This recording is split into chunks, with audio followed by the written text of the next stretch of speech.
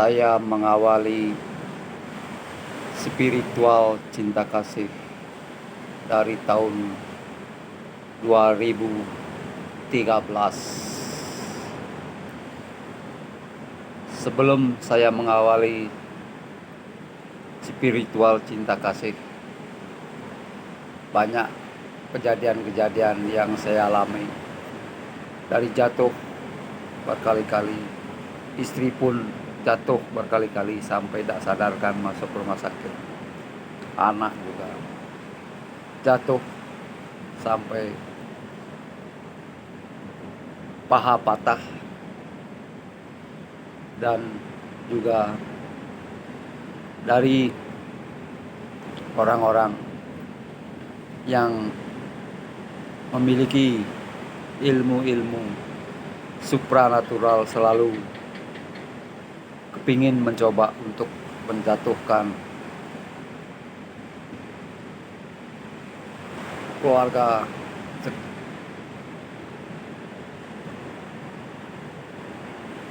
Akhirnya di tahun 2013 saya mendapatkan pembimbing untuk membuka aura ilahi saya. Akhirnya saya menekuni dengan baik dan berhati-hati. Setiap bimbingan saya akan coba latih kepekaan dari aura, yang mana namanya aura negatif, mana namanya aura positif. Saya bisa membedakan kalau aura negatif atau aura positif. Kalau orang bisa merasakan aura negatif, berarti dia memiliki aura positif, seperti yang namanya listrik. Kalau kita menyentuh kabel listrik yang bertegangan positif, kita akan kesetrum. Begitu juga aura negatif. Kalau ada yang mendekat, kita bisa rasakan aura itu ada di sekeliling kita, akan diberikan kode dari alam. Bisa dari cecak, bisa dari yang lain, pokoknya banyak kode-kode yang bisa diberikan sama alam ke kita. Dari kepekaan aura, kepekaan dari pegangan orang, dari tingkat terendah sampai tingkat tertinggi, kita bisa rasakan. Begitu orang itu mendekat, kita sudah bisa rasakan. Begitu juga bisa kita memagari tempat yang kita punya dengan pikiran. Siapapun orangnya yang masuk dengan kekuatan iblis, setan, jin, betul kalau yang dia pakai jimat untuk mendampingi karirnya, kita bisa rasakan. Itu semua kita bisa rasakan. Kalau sampai tingkat tinggi pegangannya orang, dia dalam tidak sadar dia akan merasa takut melihat kita, menatap kita. Itu bertanda pegangannya dia itu ingin kabur dari pemiliknya dan ingin menjauh dari pemiliknya. Makanya yang kita hadapi itu pasti merasa risih, dipengaruhi sama jimat yang dia bawa, yang dijiwai sama setan, iblis, jin, betul kalau memang dahsyat kekuatan supranatural yang menyakup yang namanya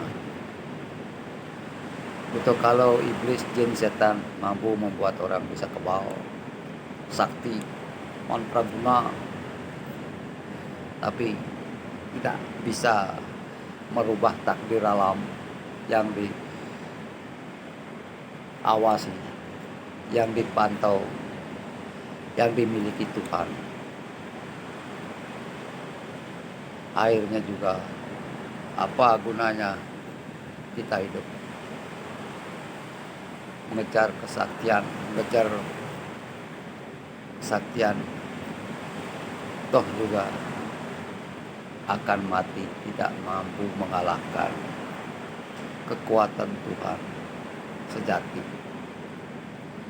Lebih baik kita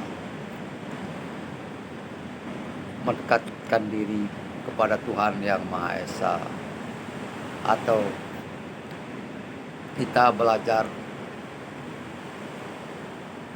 memasuki diri kita sendiri agar kita tahu Tuhan kita sendiri yang ada, yang beristana di dalam hati kita untuk menjaga fisik kita dari kekuatan supranatural yang merugikan kita sendiri. Dalam kekuatan supranatural yang dijiwai sama buto kalau iblis, jin, setan,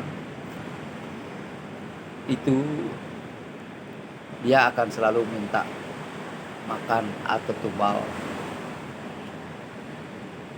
bahkan bisa makan tumbal dalam keluarga atau orang lain dengan menempel di makanan, atau kita sempat orang tersebut kita pukul mengakibatkan orang itu sakit. Itulah sifat iblis, jin, atau kalau akan selalu minta tumbal. Memang mampu dia memberikan kesaktian kepada kita yang memujanya, tapi belum bisa akan merubah takdir kematian kita dari Tuhan. Buat apa kita sakti? Buat apa kita hebat? Mati tidak bisa kita ke kuburan sendiri, toh juga digotong sama orang lain.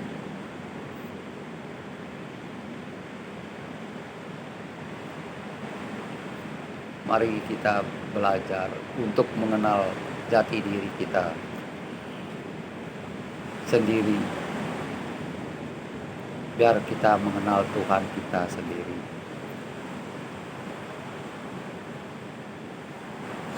Ritual cinta kasih selalu